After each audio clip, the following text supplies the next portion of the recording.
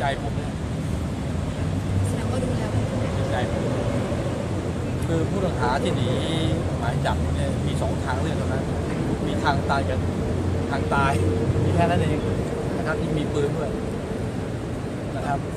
มอบตัวดีที่สุดนะครับ นี่ท่านกำลังส่งสัญญาณไปให้ ไม่ได้ส่งสัญญาณนะครับ